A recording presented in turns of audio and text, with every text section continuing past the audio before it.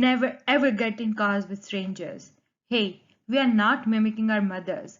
We are just introducing a company who proved this very notion wrong.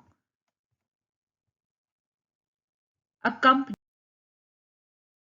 company which started by an agitated customer who has been deprived from taxi ride in Paris and went through this disruptive taxi revolution across the globe. Ladies and gentlemen, welcome to the world of Uber, presenting by myself Shweta, Rishikesh, Sandra, and Shafalka. Way back in 2008, where taxi segment was full of chaos and mistrust, Uber filled this very gap with their ongoing innovations with the pile of data which they cherish upon. Abiding by the mission statement, transportation as reliable as running water, everywhere for everyone. Yes, they do cater the exact gap in the unorganized taxi market. With the features such as Get Ride with an app, GPS connectivity, pre-booking, pre-price setup, and two-way rating system, Uber succeed in filling the need of security, convenience, and reliability in the much haphazard taxi market. Very well said, Shweta. I'm a big fan of Uber CRM efforts. I believe CRM value chain model fits well with Uber strategies, where they get customer intimacy by building the network and managing the customer life cycle. Data, information technology, people, and the process whole acts as a supporting condition. After digging deep into the CRM process, we came up with a CRM flowchart. Through in-app signups and partner promotion code, they try to create awareness in the market. Heavily discounted prices for new customers create competitive entry barriers. VOC, the voice of customers, is the fulcrum of the CRM activities in the form of reviews, feedbacks, and two-way rating services. They understand the customers and drivers' deep psyches. So by tapping into the behavioral and riding habits of the customer, Uber design superior and tailor services. Example, the two-wheeler is the emerging market with a huge population and low supply of taxi services. With the help of Uber Lite app, they reduce the high graphics website to a weak internet connectivity. This exercise help Uber in cultivating loyalty in its customer and drivers as well. Hence, we can say that Uber CRM is main focused on the needs of the customer, which are a request a ride from anywhere, ride with trust and convenience, and hassle-free payment. Now, all these CRM activities are supported by the core infrastructure, which comprises of computer platform, data platform, machine platform, and storage platform. I sometimes wonder, with so much real-time data influx, how does an app-based firm such as Uber is so quick in understanding the market pulse and keep on innovating with the ever-changing needs of the customer? Well, Rushi, in the modern world we live in, data is crucial for a company's success, and Uber knows that. They know that in order to provide a good customer experience, they need to understand their customers' wants and needs, and the best way to do that is to get feedback and collect data. Uber gains insights about their users in many different ways. They extract data from social media engagement, customer surveys, and the rating system on the app for both the riders and the driver. All of these are good ways to get feedback from their users on what they like, what they don't like, and what can be improved upon. Another way data is collected is through user activity on the app, like where the user likes to be picked up, frequent destinations, and what time they typically need a ride. This makes it convenient for the user to order a ride and leads to a higher likelihood of using the app again and again. Uber also collects data on traffic patterns and where the demand for a ride is in real time. This helps Uber come up with innovations like Uber Pool to reduce congestion on the road and surge pricing, which puts more drivers on the road during high demand times, ensuring a ride will be available when needed.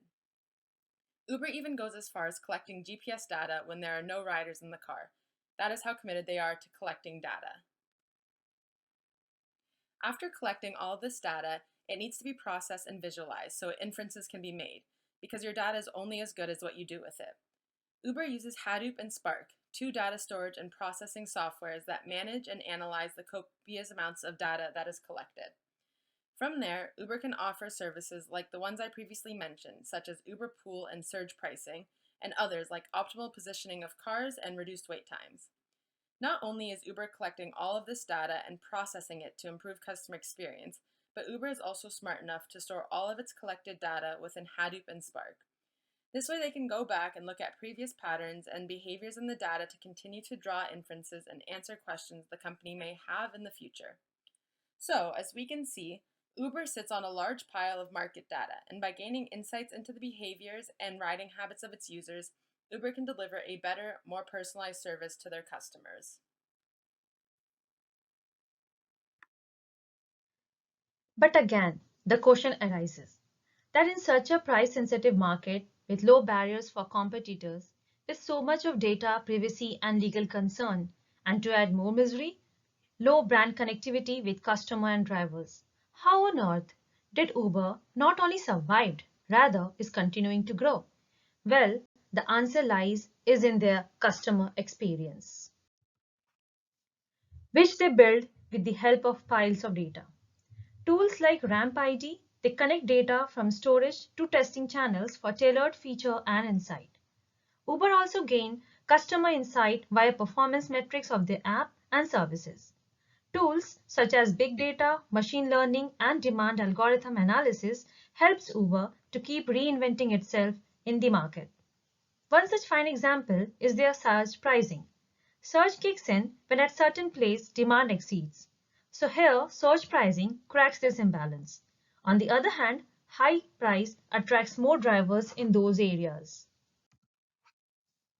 You see, no matter how great your product is, if your customer does not recall your brand, your all efforts fails then and there. And for the same purpose, Uber puts data to work, which goes by the line, what drives you moves us. Clearly, customers are the fulcrum for their social media presence and mobile marketing strategy. With their in-house marketing team, they keep on with the interactive way of reaching their customers on time. They even follow short-term partnerships such as events. Tap the app, get the ride. Customer reacted well with their insight, and drivers can feel the promise of opportunity to set one's own hours and track earning real time. However, Uber's rapid success is creating challenges in the form of legal, social, and technical obstacles. International expansion is a big rock on the way ahead. But, Uber keeps pulling rabbits out of its hat. If Amazon owns next day, so Uber wants to own next hour. They're building a super app for faster delivery for a person, meal, groceries, etc. In short, now the next big thing would be to build Uber ecosystem. They're also planning for mission specialists to build high-definition maps to scan street. So clearly, Uber knows more about us than even our mothers does. Friends, the whole story of Uber reminds me, you never know when your deprived customer can be your unbeatable competitors. Thank you.